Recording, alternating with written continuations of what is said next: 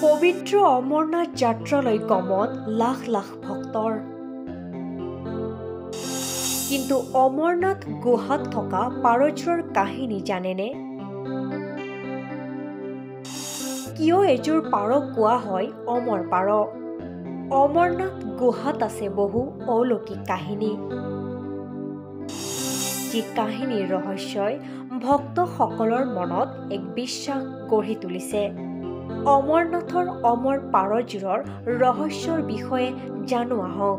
পবিত্ৰ অমৰনাথ যাত্ৰালৈ গমন কৰিছেহি লাখ লাখ ভক্তই। দেশৰ বিভিন্ন প্ৰান্তৰ পৰা ভক্তৰ লানি নিচিকা সোঁত অমৰনাথ ধামলৈ।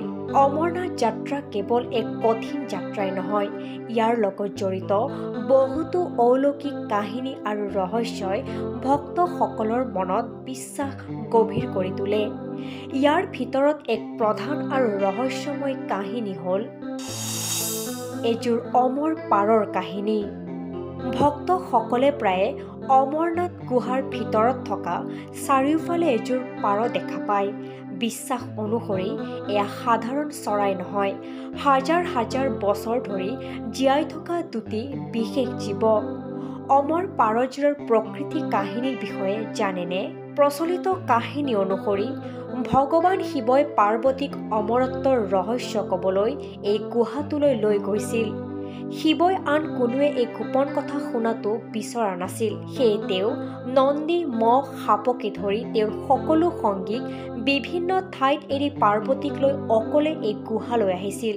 কিন্তু যেতিয়া ভগৱান শিৱই অমৰ কাহিনী বৰ্ণনা কৰি আছিল, তেতিয়া সেই গুহাটোত থকা এযোৰ পাৰয়ে এই কাহিনী শুনিছিল আৰু কাহিনী শুনাৰ লগে লগে পাৰযোৰ অমৰ হৈ পৰিছিল। আজিও এই পাৰযোৰা অমৰনাথ গুহাত উপস্থিত হৈ ভক্তক দৰ্শন দিয়ে। কিন্তু এই পাৰযোৰৰ দৰ্শনৰ গুৰুত্ব কি? বিশ্বাস কৰা হয় যে এই পাৰযোৰ দেখিলে আধ্যাত্মিক সিদ্ধতা আৰু ঐশ্বৰিক অনুগ্ৰহৰ অনুভৱ হয়।